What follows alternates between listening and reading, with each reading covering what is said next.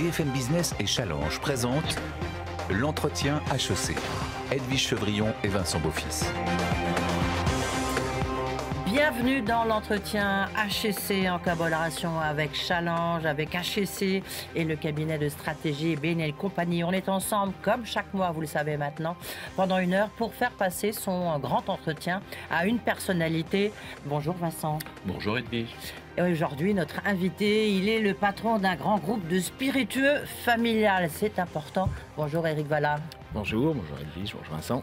Merci donc Edwige. Éric Vallat, vous êtes le directeur général de Rémy Cointreau, un groupe, un grand nom surtout du monde des liqueurs en France. Vous faites 1 milliard de chiffre d'affaires et comme beaucoup de ces groupes-là, vous faites beaucoup à l'étranger. Vous ne vendez que 2% en France et tout le reste donc sur toute la planète avec 70% sous les différents formats, les différents flacons de Rémy Martin. Alors l'entretien HEC, je vous le rappelle, c'est un entretien multicanal. On le retrouve dans le print de Challenge, mais aussi sur les sites de BFM Business et de Challenge, et puis le week-end à l'antenne de BFM Business. Merci d'avoir accepté d'être une invitée. Ça vous va à peu près quoi, pour l'instant? Vous êtes bien. avec nous, très bien. Mode d'emploi de cette émission, je vous le rappelle, 4 parties. Une première partie actualité, une deuxième partie plutôt business, le brief de notre partenaire Bain & Compagnie, et puis bien sûr le redouté micro-trottoir avec les étudiants HEC et les questions des alumni. Tout de suite, les questions d'actu. L'entretien HEC avec Challenge sur BFM Business. Éric Vallat, l'élection présidentielle, ça y est, elle est derrière nous. Est-ce que pour vous, c'est toujours une période un peu d'incertitude? Évidemment, je ne parle pas sur le plan politique, mais sur le plan des affaires. Est-ce que vous l'avez ressenti? Est-ce que vous le redoutez? Parce qu'on sait pertinemment que la suite ne va pas être simple. Alors, incertitude toujours, forcément. Est-ce qu'on le redoute plus ou moins, hein. Comme vous l'avez dit, une grande partie de nos activités se déroule aussi à l'étranger, même si nous produisons la majeure partie en France. C'est donc bien évidemment un événement qui nous concerne, dont l'impact est peut-être plus limité que certains autres événements auxquels nous sommes confrontés actuellement dans le monde. On va y revenir justement avec Vincent. Alors justement, quelle importance représente cette décision qui a été prise par les grands noms du luxe et du monde des alcools de ne plus vendre sur le marché russe? Qu'est-ce que ça représente pour vous, Rémy Cointreau? Alors le marché russe et le marché ukrainien, qui pour des raisons différentes n'est pas livré non plus, hein, c'est moins de 2% de notre chiffre d'affaires, 1,5%. Donc l'impact business est relatif. Je dirais que c'est plus un impact humain, hein. On a des équipes en Russie, en Ukraine, et pour lesquelles évidemment la situation est très difficile à gérer, surtout dans ce contexte d'absence d'activité. Et je dirais que cela a été pour nous l'essentiel de l'impact aujourd'hui. Et puis il y a peut-être un impact qu'on verra plus tard, qui n'est pas encore arrivé, qui est celui de l'impact sur les coûts, sur la supply chain d'une manière générale. Bien sûr, on va y revenir. Juste rapidement, peut-être pour nos auditeurs et téléspectateurs, si on regarde la ventilation de votre chiffre d'affaires, on va parler de la Chine dans un instant. C'est quoi la ventilation de votre chiffre d'affaires? Les États-Unis, premier marché, 65% à peu près du chiffre d'affaires, suivi de la Chine à 20-23% du chiffre d'affaires. La grande Chine, on va dire, et l'Asie.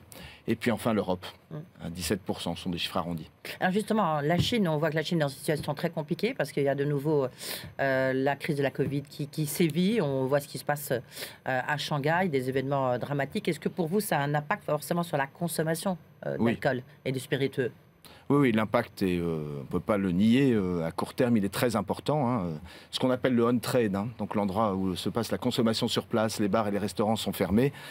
Et puis en Chine, il n'y a pas cette même tradition qu'on peut avoir dans l'Occident de consommer à la maison. On consomme quand on sort. Donc ça a un impact. J'ai tendance à le considérer comme un impact plus court terme, qui ne remet pas en question les perspectives en Chine, qui elles sont plutôt excellentes pour nos produits et nos métiers. Mais on a le sentiment qu'à l'intérieur de Rémy Cointreau, du coup, on fait davantage attention, pas simplement sur les États-Unis, mais aussi sur l'Amérique du Sud. Est-ce qu'effectivement, il y a de la part de la direction une volonté de pousser ces régions-là? L'Amérique du Sud... Attention, il connaît très bien l'Amérique du Sud, Vincent Beaufils. C'est une question presque personnelle, hein, Vincent. Alors, je vais essayer d'y répondre. Alors, je connais bien aussi l'Amérique du Sud, pas particulièrement en soi. Je dirais que là, c'est plutôt par marque et par marché qu'on va regarder. En tant que groupe, l'enjeu n'est pas là. Mais si vous prenez une marque comme Cointreau, qui est présente dans plus de 5 à 600 cocktails, en Amérique du Sud, il y a du potentiel. Mais je parlais de l'Amérique du Nord surtout en réalité. Pardon, alors l'Amérique du Nord, là effectivement, c'est un marché qui est important, qui va le rester, même si nos perspectives sont que la Chine gagne du terrain en proportion. Les États-Unis restent notre premier marché en termes d'investissement. Oui, mais est-ce que vous ne voulez pas en faire davantage compte tenu de ce qui se passe aujourd'hui en Chine? Non, on en fait déjà beaucoup, et depuis plusieurs décennies. On a accéléré, parce qu'on est dans une très bonne situation financière, nos investissements, et on va poursuivre ces investissements. Mais en Chine, on est impacté à très court terme. On garde nos perspectives d'investissement sur le marché chinois, parce qu'il reste celui qui présente aussi de très belles perspectives de croissance. On reviendra sur l'année 2022 et sur les marges. Juste, le chiffre d'affaires 2021 était de combien? Et puis les marques phares? Bon, 1,2 milliard, on va dire. Les marques phares, Rémy Martin, Louis XIII, Cointreau. Et je ne sous-estimerai pas nos whiskies qui sont en train d'exploser, ainsi qu'un gin qui s'appelle le Botaniste, qui est aussi en train de connaître de très belles croissances. On y reviendra parce qu'évidemment, vous avez beaucoup investi sur le Botaniste. Une question sur le Duty Free Shop, parce que le business, j'ai envie de dire, repartait. Il repart quand même un peu. Est-ce que ça se voit dans vos ventes de Duty Free Shop? Oui, ça se voit. Les croissances sont rapides maintenant, mais ça reste des niveaux d'activité très faibles. On continue à investir sur ce créneau parce qu'il est porteur d'image. Mais à très court terme, ça reste sur l'année à venir. Nous, on a l'exercice fiscal décalé, Oui. donc de avril à mars 2023. Sur ce fiscal-là, on ne compte pas particulièrement sur le travel retail, Oui. même si on continue à investir sur ce réseau. Alors, lors de vos derniers résultats, vous avez précisément dit qu'effectivement, ils avaient été excellents. L'augmentation des volumes, on peut la comprendre, compte tenu de ce qui s'est passé avec le Covid. Mais surtout, il y a une très forte augmentation de la marge, quelques 8 points si mes souvenirs sont bons. Comment est-ce qu'en fait, vous avez obtenu ce gonflement des marges? On a d'abord bénéficié de tendances qui préexistaient Covid, mais que Covid est venu accélérer, comme la montée en gamme, par exemple. Il y a une tendance qui consiste à boire moins, mais mieux, qui nous est favorable et qui est favorable à la valeur, qui fait que l'intérêt se reporte plus sur nos produits et ça nous donne de la pricing power que nous n'avions pas forcément autant. Par ailleurs, je pense que les investissements très importants qu'on a fait derrière la désirabilité de nos marques et la qualité de nos produits nous permettent aussi, nous, d'envisager des positionnements prix qui n'étaient peut-être pas forcément possibles ou reflétés par le passé. Oui, en même temps, on voit bien, vous l'avez un peu mentionné, Eric Vallat tout à l'heure, il y a le retour de l'inflation, il y a les difficultés de production aussi. Sur le verre, le prix du verre a beaucoup augmenté. Vous avez besoin de verre, c'est clair. De combien est-ce que vous avez augmenté vos prix, vous, par exemple, sur une vente de quoi? Une bouteille de... Alors ça dépend des produits. Rémy Cointreau, voilà. Allons-y. Sur Rémy Martin, on est sur des augmentations de 8 à 10% par exemple, Oui. Voire plus sur certaines qualités très haut de gamme. Et ça n'a pas d'impact négatif sur les volumes. Parce qu'aujourd'hui, je pense que la désirabilité de la marque est très forte. Et pardon, j'ai oublié de le citer. Quand je disais, je parlais des tendances qui préexistaient Covid, boire moins, mais mieux. Donc c'est vraiment une tendance de montée en gamme qui nous est très favorable et qui nous donne cette possibilité-là aujourd'hui. Oui, d'accord. Donc vos prix, grosso modo, c'est 8 à 10%. Sur le cognac, Oui. ce sera moins important sur certaines autres catégories parce qu'on a une vraie stratégie de portefeuille aussi. On ne peut Sur pas les réduire le négociations- groupe au cognac. Pardon, aujourd'hui. sur les négociations commerciales avec la grande distribution, vous en êtes où? On sait qu'il y a eu des négociations qui ont été closes. Elles se sont réouvertes avec tout ce qui se passe. Alors nous, comme on clôture fin mars, elles viennent de se terminer. Oui. Donc elles sont en train d'être mises en œuvre et ça se passe plutôt bien. Y compris dans des marchés plus difficiles, comme la France, la Belgique ou l'Allemagne, qui sont des marchés de grande distribution plus complexes. Encore une fois, c'est plus important sur le cognac que ça ne l'est sur le reste de nos produits. Alors, quand on regarde la manière dont vous avez traversé ce Covid, en bourse, en fait, vous l'avez beaucoup mieux traversé que certains de vos concurrents. Votre progression, par exemple, est 3 fois plus élevée que celle de Pernod Ricard. Qu'est-ce que vous faites de mieux que les autres? Toujours très difficile de se comparer. Ce que je peux déjà vous dire, moi, une chose qui m'a beaucoup frappé parce que je venais d'arriver, je suis arrivé 1 mois avant le déclenchement de Covid et 3 mois en Europe, c'est que la première chose que m'a dite la famille d'actionnaires de référence, Les Herrières du Breuil, oui. les Herrières du Breuil, c'est Eric, continue à travailler la vision à long terme. Au moment où toutes les usines étaient fermées dans le monde entier en même temps, où le carnet de commandes en avril était à moins 75%, le message était continuez à travailler votre vision à long terme. Je pense en tout cas qu'une des vertus d'avoir un actionnaire de référence familiale, c'est cette capacité à garder une stratégie cohérente dans le contexte. Après, je pense que, je ne sais pas ce que l'on fait de mieux, mais ce que l'on peut dire, c'est qu'on hérite de très jolies pépites qui ont plus de 300 ans d'histoire, qu'on a une tradition de discrétion dans le groupe, et que si on se met à les travailler un petit peu en communication, en attractivité, en désirabilité, comme le produit est magnifique, c'est vrai que ça paye vite. Oui, mais le résultat de tout cela, c'est que vous avez maintenant un prix, une capitalisation en bourse qui représente 50 fois vos bénéfices. Est-ce que c'est bien raisonnable ? Alors 50 fois, ça dépend des jours et des semaines, mais elle est très élevée, effectivement. On a partagé un plan à 10 ans, ce qui est assez rare d'ailleurs, mais 10 ans, quand on a un actionnaire de référence familiale et qu'en plus, on a des produits qui vieillissent, pour XO par exemple, 10 ans et plus, pour nous, c'est un horizon de temps raisonnable, en fait. Et ce plan à 10 ans, si on le réalise, je pense que la valorisation actuelle est tout à fait raisonnable. Sur cet aspect familial, culture familiale, vous avez beaucoup de questions là-dessus un peu plus tard. Vous allez pas y couper, Eric Vallat, même si vous nous direz justement si c'est simple ou pas. Mais ça, on le réserve pour la fin. Vous venez d'annoncer, vous parliez de communication, de marketing, vous venez d'annoncer un accord avec Leonardo DiCaprio sur votre champagne Telmont. Qu'est-ce que ça vous apporte? On en a tous parlé, évidemment. C'était le but. Vous travaillez beaucoup avec des names, des personnalités fortes. Aujourd'hui, c'est la nouvelle manière de communiquer. Alors, et sur Leonardo DiCaprio, vous l'avez rencontré? Je ne l'ai pas encore rencontré, Covid n'ayant pas rendu la chose possible. Leonardo DiCaprio, c'est pas tellement de la communication, pour être tout à fait honnête. C'est d'abord le fruit d'une rencontre entre l'actuel président de Telmont et Leonardo DiCaprio, et quelque part une vision partagée de ce que l'on pourrait appeler l'agriculture raisonnée, l'évolution de la Champagne vers le bio, qui a beaucoup intéressé Leonardo DiCaprio et qui a donc souhaité investir à nos côtés sur ce projet. Donc au départ, c'est ça. Il se trouve qu'en plus, effectivement, c'est un vecteur de communication intéressant. Ce que ça apporte, c'est de la notoriété. Telmont est une très jolie petite marque, très peu connue. Aujourd'hui, tout le monde me parle de Telmont. Et ça a eu un impact sur les ventes? Il est encore tôt pour le dire, mais on l'escompte bien, oui. Mais je pense qu'au-delà de l'aspect Leonardo DiCaprio, ce qui aura un impact sur les ventes, c'est tout le repositionnement que l'on a fait sur la marque aussi. Ça coûte cher d'avoir Leonardo DiCaprio. Il est investisseur. Oui. Alors évidemment, il est actionnaire. Il est actionnaire. Sur Telmont ou sur l'ensemble? Sur Telmont. En raison du projet. Voilà. Maintenant, on a fait beaucoup d'autres choses. Si vous prenez le Botaniste, par exemple, qui est un... On y reviendra tout à l'heure. Oui, mais non, mais Botaniste, parce qu'il y a aussi un... En parlant de communication, il y a aussi un people, comme on dit. Il y a aussi un name. Alors, moins, mais en revanche, on a par exemple investi dans une publicité au Super Bowl américain. Ouais. C'est disproportionné au regard de la taille de la marque aujourd'hui. Mais ça, en revanche, on le fait parce qu'on pense que cette marque a un potentiel de croissance très important et que les investissements d'aujourd'hui sont les ventes de demain. Merci beaucoup. On passe à la deuxième partie, c'est l'heure du brief de Bain. L'entretien HEC avec Challenge sur BFM Business. Retour donc sur le plateau de l'entretien d'Eric Vallat, le directeur général de Rémy Cointreau, et nous commençons cette séquence avec le brief de Bain, et c'est donc Joëlle de Montgolfier, qui est vice-présidente du pôle grande consommation de Bain, qui va faire un peu le pitch, comme si elle allait vous vendre toutes les capacités de Bain à améliorer votre business. Je la laisse, c'est à vous Joëlle. Eric Vallat, depuis votre arrivée à la direction générale du groupe Rémy Cointreau, vous avez réussi à maintenir la rentabilité du groupe en dépit d'une déflagration du Covid sans précédent. Et vous avez vu le cours de bourse multiplié quasiment par 2. Donc bravo pour ce résultat. Nous, à notre sens, vos défis pour le futur, ils se situent plutôt dans la capacité à croître et à vous maintenir à un niveau de compétitivité dans l'industrie mondiale des spiritueux. Aujourd'hui, vous avez une forte dépendance vis-à-vis du cognac, 3/4 de votre chiffre d'affaires.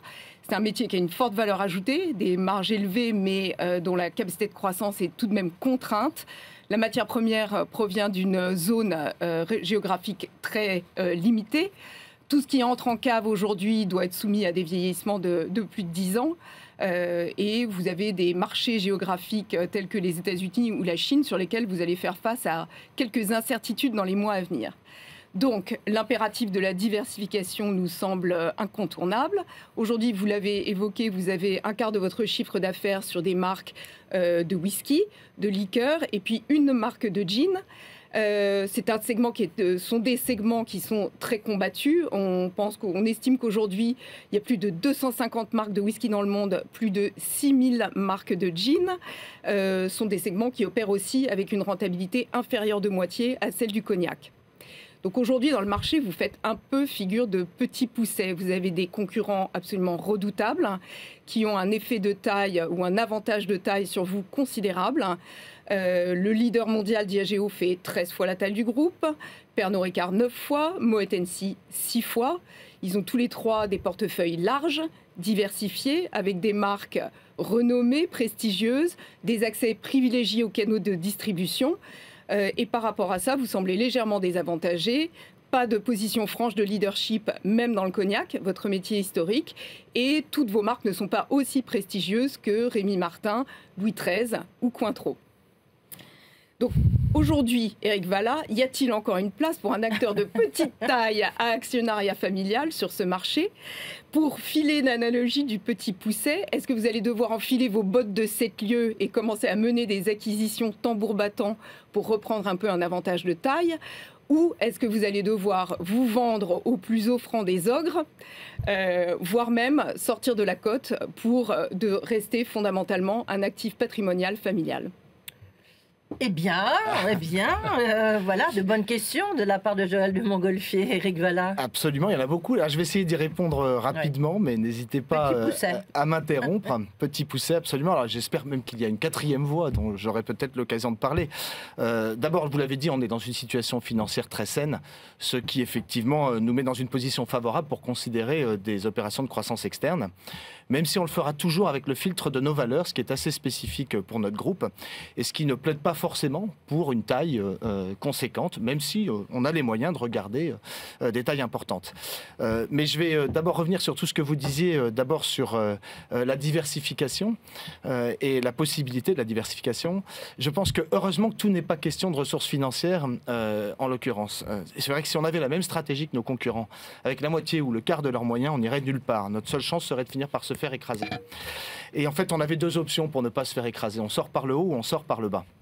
Compte tenu de la nature de nos produits, et notamment parce qu'on a Louis XIII dans notre portefeuille de marques, il était naturel pour nous de sortir par le haut, Louis XIII étant une marque emblématique et peut-être la seule marque de luxe dans l'univers des spiritueux. Et ce choix de sortir par le haut, on l'a fait il y a plusieurs décennies. Pardon, un tout petit peu d'histoire, mais le passé éclaire l'avenir. Rapidement, malheureusement, oui. Bon, alors j'y reviendrai sur l'histoire. Mais en tout cas, ce que je voudrais dire par là, c'est qu'on a fait très tôt ce choix-là de la valeur. Et je pense que dans un contexte contraint de volume sur le cognac, il est extrêmement porteur. Puis après, je parlerai de la diversification.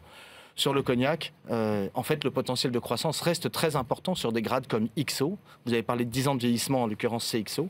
On a les stocks. On a les stocks pour croître. Et XO, c'est beaucoup de valeur si on y arrive. Si on atteint notre plan sur XO, je peux vous dire que le chiffre d'affaires du cognac dans 5 ans n'aura rien à voir avec ce qu'il est aujourd'hui, malgré les contraintes. Par ailleurs, pour ce qui est des contraintes du cognac toujours, il faut savoir quand même que l'interprofession s'est mise d'accord sur un plan à 10 ans, et même plus. L'interprofession qui réunit les gens les viticulteurs et les maisons de négoce, et que sur ce sujet-là, ce plan est ambitieux et va déboucher sur des plantations nouvelles. Ça va prendre 10 ans ou 20 ans, mais on vient de parler d'un horizon de 10 ans pour XO. Donc pour nous, c'est un horizon raisonnable. Je pense que pour la diversification, on va en parler dans la séquence business qui vient, Éric Vallat. D'accord. Donc voilà. Bon, mais répondez quand même à la question, vous faites quoi de la stratégie du petit pousset? Donc on a d'abord un potentiel de croissance important sur le cognac. Par ailleurs, on a d'identifier... La deuxième chose, c'est que je pense que c'est une question aussi de stratégie de priorisation. C'est-à-dire qu'avec nos moyens qui sont moins importants, si on veut investir sur tous nos produits, on n'y arrivera pas. On a mis en place une stratégie de portefeuille de marque, il y a maintenant 2 ans. Cette stratégie de portefeuille de marque, elle doit nous permettre de changer d'échelle considérablement sur un certain nombre de nos produits. Je vais prendre juste 2 exemples. Le gin du botaniste, dont on va multiplier par 5, voire plus les volumes, et les malts qui ont un potentiel de croissance extrêmement important, derrière lesquels on n'investissait pas parce qu'on n'avait pas de stratégie de portefeuille. Aujourd'hui, on est en train de changer de braquet, et c'est un relais de croissance important. Encore une fois, sans oublier par ailleurs la croissance externe qui va devenir un sujet. Juste pour terminer, j'avais dit il y a 2 ans qu'on se concentrait sur nos marques d'abord pour mettre en œuvre cette stratégie de portefeuille. Et j'avais dit, mais dans 2 ans, on commencera à parler de croissance externe. Eh bien, ça tombe bien. Il y a une question d'Alumni tout à l'heure là-dessus. Vous allez voir. Merci beaucoup, Joël de Montgolfier. Vous avez challengé, comme on dit, notre invité tout de suite. En plus, ça fait le lien avec la question business.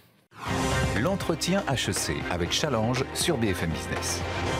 L'entretien d'Éric Vallat se poursuit. On arrive maintenant aux questions business qu'on a déjà un petit peu abordées avec Joël de Montgolfier de Bain. Justement, d'abord, est-ce que les consommations d'alcool ont baissé de par le monde? En France, c'est tout petit, vous l'avez dit, mais est-ce que maintenant, notamment les jeunes, est-ce qu'ils boivent moins? Et surtout, quelles sont les catégories d'alcool qui en ce moment ont le vent en poupe? Est-ce que les volumes baissent globalement? Je ne crois pas aujourd'hui. Je pense qu'ils augmentent peut-être moins vite que par le passé, compte tenu de cette tendance à la montée en gamme. C'est plutôt intéressant de la regarder par canal, d'ailleurs, en fait. C'est-à-dire que le canal on-trade de consommation dans les restaurants et les bars a évidemment baissé pendant 2 ans. Il est en train de revenir. Et le canal off-trade, donc la consommation retail, elle, s'est beaucoup développée. Est-ce que les jeunes consomment moins? Je pense qu'ils s'inscrivent dans cette tendance quand même de consommer mieux. Ils s'intéressent plus au craft, à l'artisanat, à la nature, au lien du produit avec le terroir, au respect de l'environnement. Et donc sa consommation est différente en tout cas. Oui, mais par rapport à ce que vous vendez, Rémy Martin, Louis XIII, le gin, est-ce que vous correspondez à cette nouvelle consommation, notamment des jeunes? Oui, je pense qu'on a la chance d'être historiquement et culturellement très bien placé pour bénéficier de cette tendance.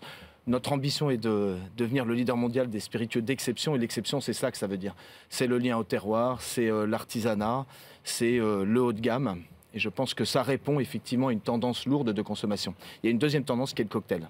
Alors, le cocktail, là, oui. Alors là, j'y viens justement parce qu'effectivement, je lis dans un excellent journal, Challenge. Il fait toujours sa pub, vous inquiétez pas. Que Pernod Ricard, pardonnez-moi de citer un concurrent, se grise au sans alcool ou au low alcool. Et notamment qu'ils ont mis en place effectivement un gin, je crois que c'est Beefeater, qui n'est pas à 40 degrés mais à 20 degrés. Est-ce que dans le développement par exemple de The Botanist, dont vous nous parliez tout à l'heure, vous avez prévu un chemin de ce type ?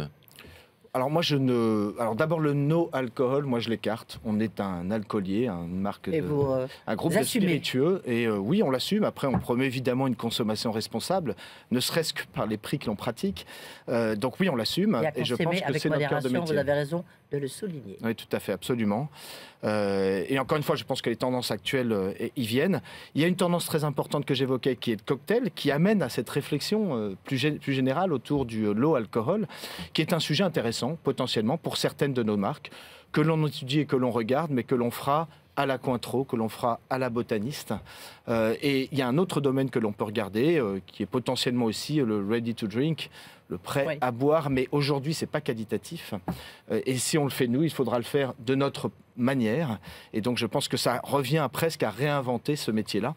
Et on regarde aussi. Qu'est-ce que c'est que votre manière ? C'est une manière qui fait que, si vous voulez, aujourd'hui, dans le ready to drink, le spiritueux, la qualité importe peu. Le goût est un petit peu secondaire. Nous, on voudrait redonner toute sa valeur à la qualité du produit. Justement, comment vous faites de l'innovation lorsqu'on a un groupe de spiritueux? Concrètement, est-ce que vous faites des testings avec des jeunes, les tendances? Comment est-ce que vous faites de l'innovation? C'est une très bonne question, la question d'innovation, parce qu'en plus, on est dans des cycles lents. Oui. Ça n'empêche pas l'innovation, évidemment. Quand on lance un produit, il doit réussir dans les 10 ou 20 ans qui viennent. Donc ce sont des lancements très importants, parce qu'il n'y a pas de zapping d'un produit à l'autre.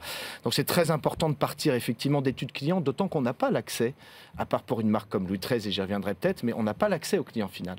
Donc les études et les enquêtes clients sont très importantes, et on en fait évidemment beaucoup.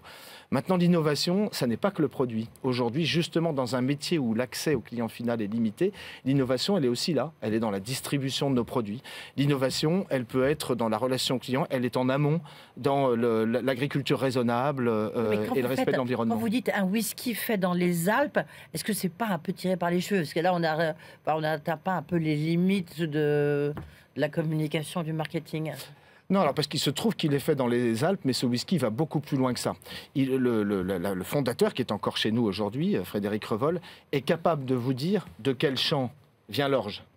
Donc ça va beaucoup plus loin que de dire que c'est un whisky dans les Alpes. C'est la traçabilité totale, la transparence totale, et dans le respect le plus total de l'environnement. C'est d'ailleurs très compliqué à gérer, et ça limite, pour le coup, le potentiel de volume, mais c'est une très belle histoire pour le groupe, et on apprend beaucoup de cette démarche-là. Donc le whisky des Alpes dit comme ça peut paraître anecdotique, mais non. D'autant que vraiment, encore une fois, la provenance est totalement identifiée. Et nous croyons qu'il y a un impact du terroir sur la qualité organoleptique des produits. Alors, à l'inverse, Éric Vallat, vous avez un produit qui est incroyablement établi, installé, je dirais même un peu vieillot, si j'exagérais, c'est Cointreau. Et pourtant, quand on voit vos résultats, vous avez développé ce produit de plus de 50%. Comment vous avez fait ça avec, effectivement, la bonne vieille bouteille carrée que tout le monde a dans ses fonds de placard? Alors bon, une bouteille iconique, si on l'anime bien et on l'active bien, ça peut être une force. Hein. En l'occurrence, c'est le cas pour Cointreau. Mais Cointreau peut paraître peut-être effectivement très associé à la Chandeleur, par exemple, en France. Mais je parlais d'explosion du cocktail. C'est une opportunité formidable pour Cointreau. Parce que Cointreau est dans plus de 500 cocktails. Et la Margarita, qui est le premier cocktail au monde, peut-être pas en France, mais au monde, Madame Margarita, qui a donné son nom à ce cocktail, elle ne le faisait qu'au Cointreau. Et donc, on est reparti de la Margarita, puisqu'on a une crédibilité très forte, pour rebâtir cette légitimité de Cointreau dans le cocktail. Et c'est à l'origine de la rajeunissement de la marque et de son explosion par ailleurs.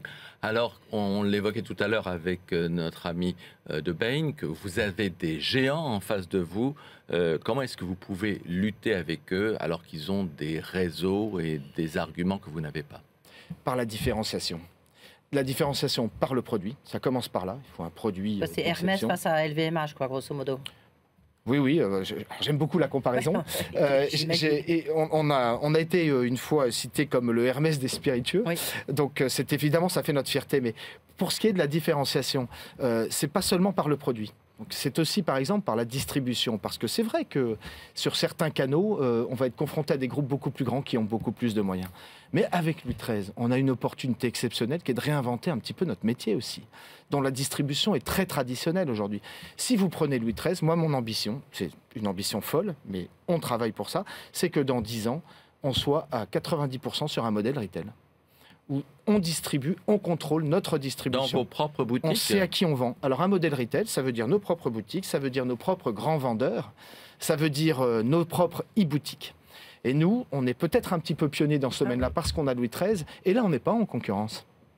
Et là, on va se battre contre les autres marques de luxe. C'est une autre forme de concurrence. On a ouvert une boutique Louis XIII, juste pour votre information, à Shin Kong Place, qui est le mall de référence en Chine à Pékin.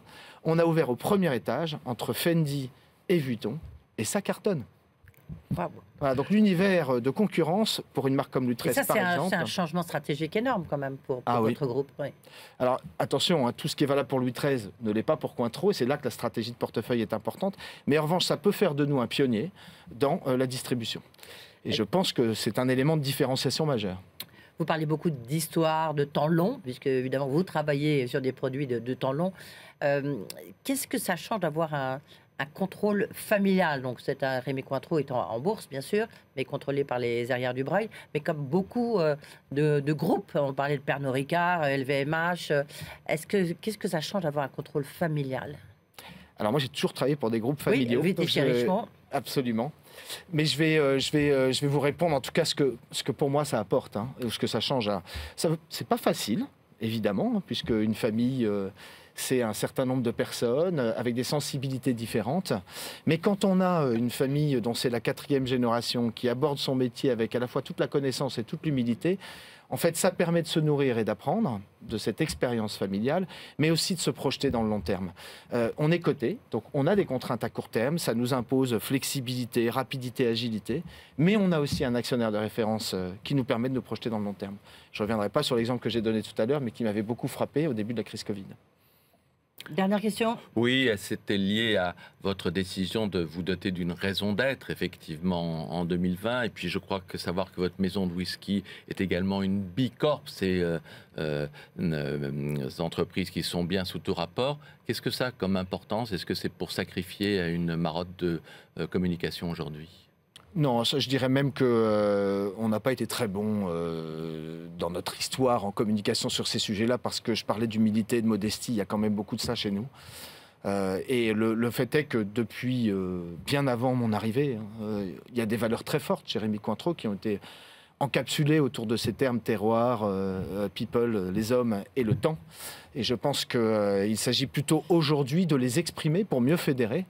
Et puis c'est vrai que je pense qu'aujourd'hui, il y a une maturité beaucoup plus grande des clients finaux par rapport à ces thématiques-là. Et donc, il y a en plus un intérêt à les promouvoir pour mieux comprendre nos démarches. Parce que si nos produits ont un coût élevé, c'est aussi un prix élevé, c'est aussi parce qu'ils ont un coût élevé.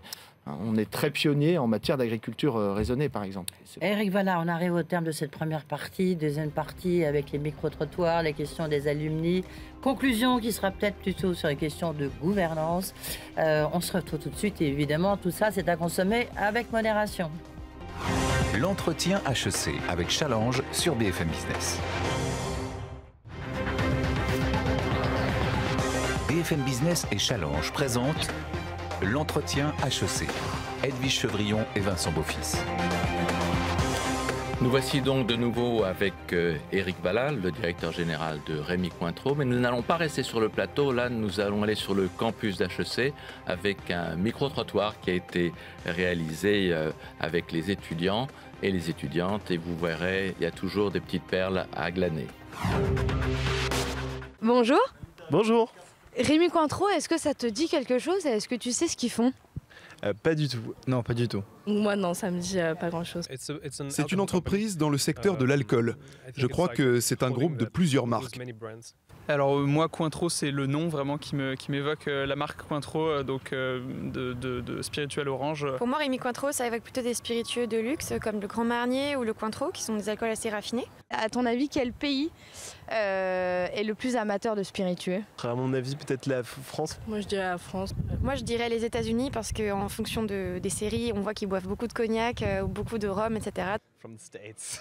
Les États-Unis, parce qu'ils commencent à boire à 21 ans seulement, c'est trop tard à mon avis. Ouais, je pense peut-être les États-Unis. Ça fait déjà plusieurs dizaines d'années qu'on voit dans la pop culture américaine qu'ils boivent beaucoup de spiritueux. Notamment, c'est quelque chose d'assez associé à la masculinité, à la virilité américaine. Forcément, c'est un plus gros marché. Et comme c'est un pays avec un niveau de vie assez élevé, par exemple, il s'intéresse de plus en plus au vin, donc pourquoi pas les spiritueux. Est-ce que vous seriez prêt à acheter une bouteille à 25 000 $ par exemple? 25 000 ? Oui. Je pense qu'à 22 ans, c'est pas le genre de considération qu'on a. Mais en revanche, je pense que oui, se faire plaisir. Alors moi, c'est plutôt sur le vin, mais sur les spiritueux, je peux tout à fait comprendre qu'on puisse avoir envie de s'offrir un produit de luxe. En plus, le spiritueux est une bouteille qui se conserve dans le temps et qu'on boit à petite dose. Donc on peut avoir le sentiment d'en profiter longtemps et de ne pas avoir juste un sentiment de consommation rapide. 25 000 pour une bouteille pour une occasion très spéciale alors. Rémy Cointreau, c'est un groupe familial. Est-ce que vous seriez prêt à travailler dans une entreprise familiale avec votre famille, frère, père, mère, sœur, cousin, tante? Moi, je pense pas. Je pense pas que j'y arriverai. Et pourquoi? Je sais pas, déjà que c'est compliqué parfois à la maison. Je pense que ça sera encore plus compliqué au boulot, quoi. Alors je trouve que ça peut être intéressant. Après, j'avoue que je serais plutôt intéressée sur les valeurs en elles-mêmes de la marque que le côté familial qui, pour moi, n'a pas forcément d'intérêt. Ça dépend de ce qu'il y a derrière en fait. Si je compare avec l'industrie de la bière en Allemagne, beaucoup de familles ont leur propre brasserie. Et j'ai l'impression que le modèle des entreprises familiales est apprécié dans le secteur de l'alcool, mais pas forcément dans les grandes entreprises. Si vous étiez sur le plateau en face de Éric Vallat, est-ce que vous aimeriez lui poser une question? Comment faites-vous pour que l'association Business Famille fonctionne? Quel raisonnement éthique se cache derrière la production de whisky? Avez-vous des doutes quand vous voyez ce que l'alcool peut faire au corps humain? On pose bien cette question aux entreprises qui produisent du tabac. Donc pourquoi pas aussi à celles qui produisent de l'alcool? Retour en plateau avec vous, Éric Vallat. Deux questions intéressantes, non?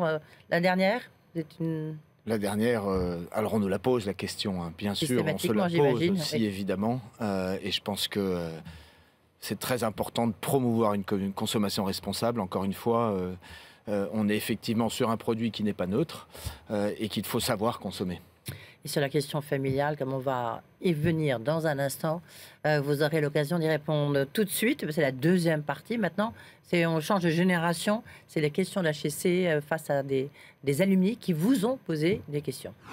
L'entretien HEC avec Challenge sur BFM Business. Tiens, première question, je me suis dit que ça serait intéressant de commencer par là. C'est Marc Beretta, il est coach, il fait du coaching notamment à HEC. Écoutez, vous allez répondre. Bonjour, je suis Marc Beretta, je suis le directeur de l'école de coaching de HEC Paris. Et j'ai une question pour vous, Éric. Éric, vous êtes président. Président demande beaucoup d'énergie. Quels sont vos secrets pour garder votre énergie et votre motivation tous les jours? Un peu d'introspection. L'énergie facile, le sport et la famille. Voilà, j'ai fait partie de mon équilibre. Donc c'est comme ça que je tiens et que j'évacue la pression et que je garde l'énergie. La motivation, quand on a la chance de travailler pour des marques tricentenaires et d'avoir un tel héritage entre ses mains, elle est assez naturelle. Ça suffit. Pour la motivation, oui. Après, moi je suis très motivé par les hommes et les femmes. Donc c'est vrai que la plus grande source de motivation, ce sont mes équipes. Derrière, et quand on voit au poste où on est l'impact que l'on peut avoir, parce qu'on est à la fois un grand groupe et un petit groupe, 2000 personnes dans le monde, on peut avoir un impact sur son organisation, c'est extrêmement motivant.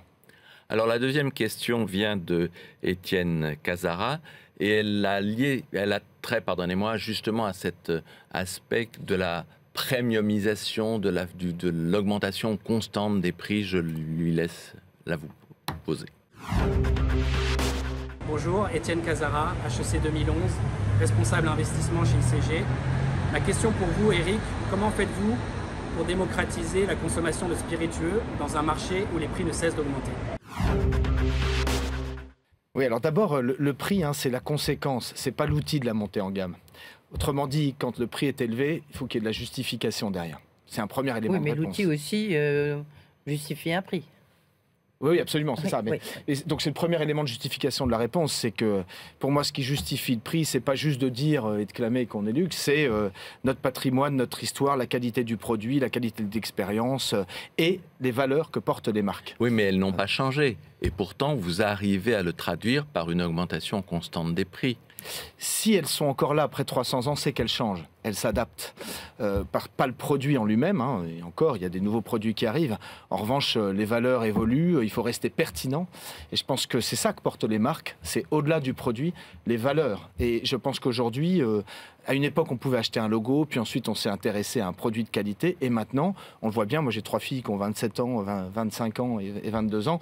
Les valeurs sont importantes, les valeurs que portent les marques. Et c'est là que je pense qu'il y a matière aujourd'hui à bâtir de la désirabilité qui fait que l'achat n'est pas que rationnel, il est aussi irrationnel entre guillemets parce que y a du plaisir, il y a de la correspondance avec qui je suis, etc. Et donc je pense que ça y contribue. L'important est de ne jamais se moquer du client, c'est-à-dire qu'il faut toujours que le prix soit justifié. C'est pour ça que je démarrais par ça. Une question qu'on voulait vous poser tout à l'heure et on n'a pas eu le temps, mais c'est l'occasion. Vous venez de chez Richemont. Est-ce qu'aujourd'hui, pour diriger un groupe comme le vôtre, comme Rémy Cointreau, il faut mieux venir du luxe ou de la conso et de la consommation? Je pense qu'il faut un sens produit fort, un sens des marques fort et des valeurs. Parce que dans un groupe familial, ces valeurs, elles sont incarnées d'abord par la famille. Et on se rend bien compte chez nous, peut-être plus que dans d'autres groupes, que les valeurs, on y adhère ou on n'y adhère pas. Donc pour comparer ensuite à Richemont ou de la distribution, je pense qu'on n'est ni un groupe de luxe, ni un pur groupe de vins et spiritueux. On est entre les deux. Et donc c'est pour ça que je pense que c'est la sensibilité qui compte plus que le profil. Il est certain que pour l'ambition Louis XIII, par exemple, le passé que j'ai pu avoir est une aide, c'est sûr. Le luxe. Question d'Alain. Tiens, on va parler justement de croissance externe. Il a des idées pour vous. Bonjour, je m'appelle Alain Caradoc, HEC 70. Je suis animateur du hub Luxe et Cosmétiques HEC Alumni. Cher Eric, tu sais que j'apprécie beaucoup humainement et professionnellement ton parcours. Et j'ai une question concernant la stratégie industrielle que tu peux développer, ou qui est souhaitable de développer dans une maison comme la tienne, dans les années à venir. On sait que beaucoup de maisons de luxe ont cherché à intégrer leur supply chain et également leur distribution. On sait également aujourd'hui, ce sont des rumeurs qui sont persistantes, que le capital de la maison Baccarat est en cours de restructuration. Est-ce que ça ferait sens pour Rémy Cointreau de se rapprocher de ce dossier par rapport à une intégration donc, de fournisseurs essentiels de flacons de cristal, notamment quand on sait que le Louis XIII, qui est votre marque emblématique, est fabriqué justement à Baccarat. Merci pour ta réponse. Alors se rapprocher, oui, toujours. Se rapprocher du dossier, c'est une autre question. Je pense que j'ai beaucoup, évidemment, de respect pour les savoir-faire de Baccarat qui ne sont pas les nôtres. Moi, c'est clair. Voilà. Donc je pense que l'important pour nous est évidemment de bien travailler avec Baccarat. On est un partenaire historique de très longue date. Si je raisonne en tant que groupe Rémy Cointreau, ça n'est pas notre cœur de métier, ça n'est pas notre savoir-faire. Et par ailleurs, j'ai toujours un peu de... J'achète totalement le raisonnement sur l'intégration, et avec Louis XIII, on va aller jusqu'à intégrer la distribution. Je pense que Baccarat, c'est d'abord une très belle marque dans le monde, et qu'elle a aussi son existante propre. Et c'est d'abord une très belle marque, autant qu'un fournisseur. Et alors d'autres idées de croissance externe? Et je l'ai dit, on est maintenant en train de réfléchir aussi à notre stratégie de croissance externe. Vous l'avez déjà dit, oui. Elle va passer... oui, donc il y a des catégories, par exemple, de spiritueux qui explosent, qui ont comme nous un lien très fort avec le terroir et un potentiel de valorisation important. Je pense à la tequila, par exemple, qui est...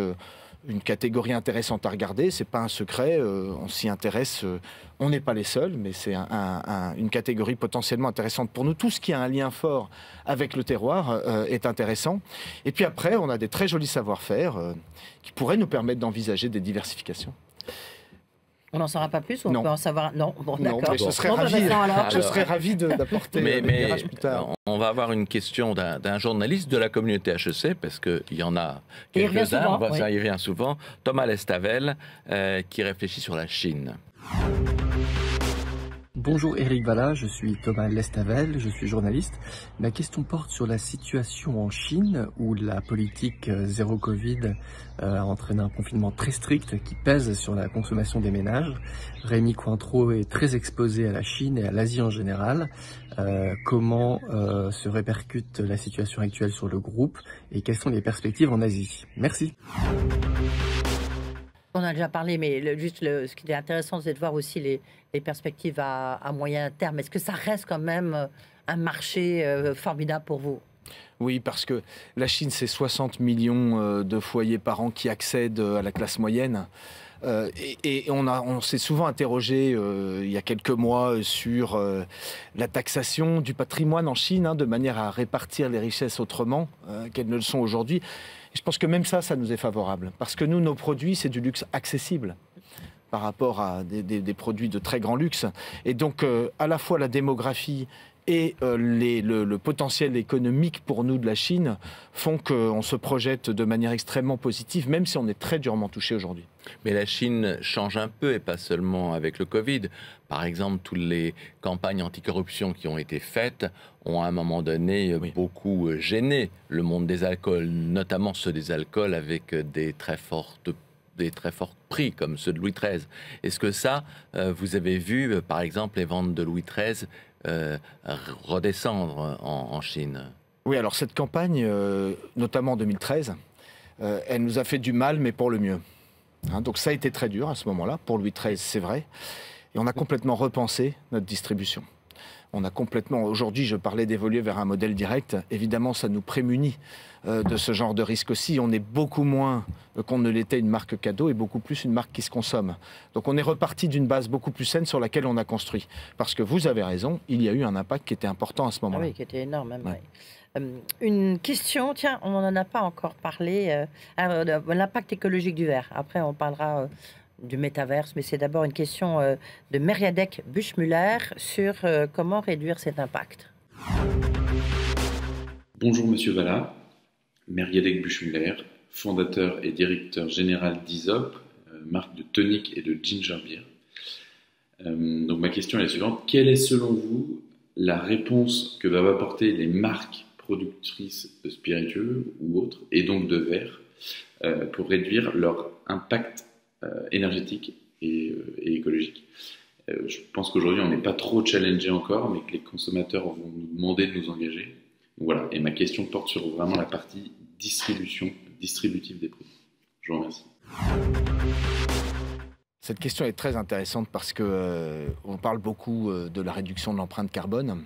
Et si on veut être tout à fait honnête aujourd'hui, les scopes 1 et 2 qui sont les scopes qui nous concernent nous, c'est-à-dire ce que nous, on émet avec nos usines, avec nos, comme émissions de carbone, c'est 7% du total. Et effectivement, le packaging, la supply chain, et d'autres, mais c'est le reste. Et donc c'est très important de s'attaquer à ce sujet-là. Il y a deux manières de s'y attaquer pour moi, en tout cas il y en a probablement d'autres, mais sur lesquelles en tout cas on travaille d'arrache-pied.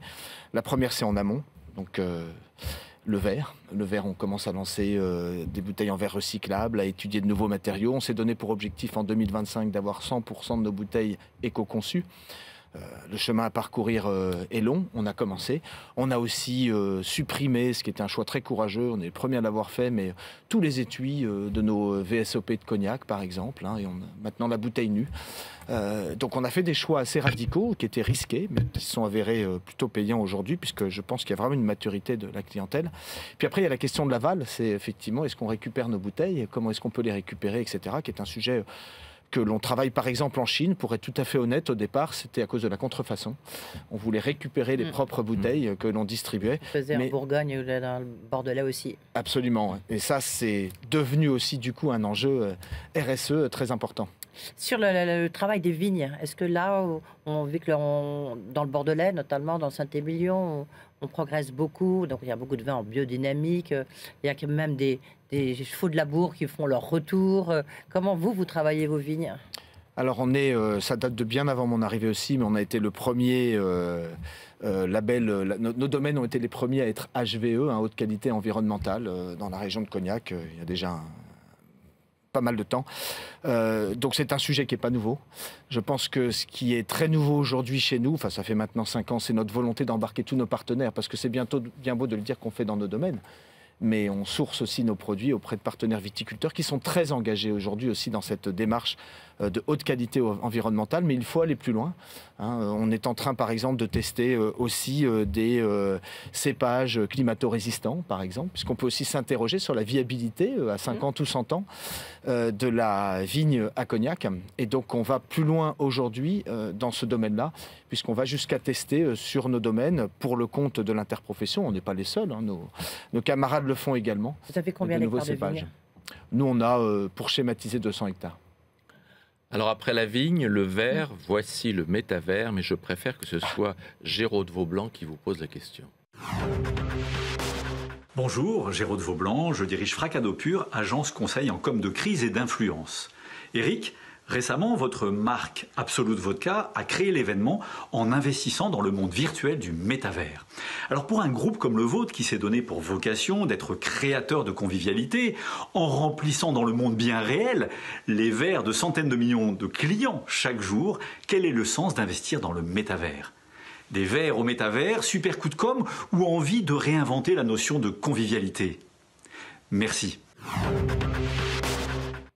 On va oublier la confusion de Géraud de Vaublanc parce que Absolut Vodka est une marque effectivement de Pernod Ricard, mais pas de Rémy Cointreau. Mais est-ce que la manière dont effectivement le métavers et le digital rentrent dans cette industrie vous fait penser à des possibles autres déclinaisons de produits? Est-ce que les NFT dans le monde des alcools, ça a un sens? Enfin, voilà. Le NFT, oui. Je suis beaucoup plus convaincu du NFT que du métavers aujourd'hui, mais on regarde aussi le métavers et on va voir où il nous emmène. Je pense que le NFT a changé beaucoup de choses, puisque maintenant il y a effectivement une traçabilité totale, digitale du produit, et nous, ça peut nous amener à développer des services particuliers. On a aussi des tierçons, par exemple, que l'on pourrait, ou des tonneaux que l'on pourrait imaginer de vendre de manière digitale, puisque ça représente on va dire 800, 900 bouteilles, et donc une personne peut acheter son tonneau en digital, le revendre. Il y a plein de choses qu'on peut imaginer grâce aux NFT qui permettent de monétiser les choses, mais surtout, beaucoup plus important, la traçabilité totale. Le métavers, c'est très intéressant de regarder, on teste. Moi, je suis en mode test and learn sur ce sujet-là, parce que je ne vais pas prétendre connaître. J'ai 51 ans, je suis trop vieux pour tout comprendre. Heureusement, j'ai 3 filles qui me maintiennent un petit peu dans le bain. Mais clairement, c'est un nouveau territoire de communication qui vient s'ajouter au territoire physique, qui est le territoire virtuel. Et quelle est l'empreinte virtuelle de la marque? C'est une question qu'on doit se poser aujourd'hui. Et plus seulement à travers l'e-commerce ou le site Internet, mais effectivement à travers le monde virtuel. Eric, voilà, on arrive presque à l'heure de la conclusion de cet entretien à HEC. On va parler de rémunération et de salaire. L'entretien HEC avec Challenge sur BFM Business. Bon, question directe, peut-être, Eric Vallat. Est-ce que vous avez été choqué par la rémunération de Carlos Tavares, Stellantis avec plus de 19 millions d'euros, même si évidemment c'était un package. Il a réussi, enfin il est en train de réussir, on a le sentiment en tous les cas, un rapprochement avec Fiat. Est-ce que tout est justifié ? Je ne saurais pas dire ce qui est justifié ou ce qui ne l'est pas. En plus, j'étais à l'étranger au moment où cette affaire est sortie. Mais je vais quand même vous répondre. Voilà. Non, mais je vais quand même vous répondre. Je comprends que ce soit choquant, bien sûr. Bien sûr. Voilà, est-ce qu'il faut limiter je sais pas, un plafond, comme le suggérait Emmanuel Macron pour les dirigeants ? Je ne sais pas dire quelle est la meilleure manière de faire. Ce qui est sûr, c'est qu'il y a un enjeu de répartition des richesses que l'on se doit d'adresser et qu'on essaye d'ailleurs d'adresser à notre manière chez nous, puisqu'on a lancé un plan d'actionnariat salarié, qu'on a 75% de nos employés qui ont souscrit en France, qu'on s'apprête à l'étendre dans le monde. Il y a un enjeu, effectivement, aujourd'hui autour de ce sujet-là. Alors, restant justement dans le domaine de la personnalité très familiale de Rémy Cointreau, tout à l'heure, effectivement, notre ami Debaine avait évoqué la possibilité de sortir de la cote. Est-ce qu'on y pense de temps en temps dans une famille, parce que c'est une tendance que l'on voit avec des grands capitalistes français dans d'autres secteurs, les télécoms par exemple. Est-ce que c'est une question que se pose la famille Hériard Dubreuil de temps en temps? Alors, je pense que, je ne sais pas si du coup on pourra se la poser, mais comme vous le parliez de la valorisation, elle est très bonne en ce moment, donc ça rend la chose plus difficilement envisageable. Hein. Donc l'objectif n'est pas de faire baisser la valorisation pour le faire non plus. Après, je pense que, en tout cas, ça permettrait un certain nombre de choses, évidemment, qui s'inscrivent bien dans les valeurs de la famille qui se projettent à long terme. Mais la bourse nous a aussi aidés à différents moments de notre histoire. Je pense qu'elle apporte aussi une tension au quotidien qui n'est pas inintéressante. Mais je ne suis pas à la place de la famille pour vous répondre. Voilà, en tant que directeur général, en tout cas, moi, je suis intéressé par cette ambivalence qui peut être soit un dilemme, soit une opportunité. À nous d'en faire une opportunité. Vous me tendez une perche, je la saisis, Éric. Voilà. Il y a eu pas mal de directeurs généraux qui se sont succédés à la tête de Rémy Cointreau. Est-ce que c'est difficile d'être un directeur général qui n'appartient pas à la famille dans un groupe familial ? Je ne pense pas, parce que si vous regardez les 20 dernières années, ça a toujours été des directeurs généraux qui n'étaient pas de la famille. Voilà, à partir des années 2000. Je pense que la famille aujourd'hui, puisque je ne suis pas à leur place, mais a fait le choix, en termes de gouvernance, d'agir en actionnaire et de laisser le pilotage des affaires aussi haut. Et je pense qu'aujourd'hui, voilà, ça se passe bien en tout cas. Moi, je ne le vis pas au quotidien comme une difficulté où je ne ressens pas de pression à ce sujet-là. Alors pour boucler la boucle, et puis comme on a beaucoup parlé de rémunération dans cette conclusion, on a commencé avec le résultat de l'élection présidentielle, et une des propositions qu'a fait Emmanuel Macron est de mettre en place ce dividende salarial obligatoire. Ça va au-delà de ce qu'est la situation de chez Rémy Cointreau, où vous avez pas mal de gens qui sont actionnaires. Mais est-ce que ça vous semble une notion intéressante, justement, pour essayer de faire baisser la tension sur ces questions d'inégalité des rémunérations ?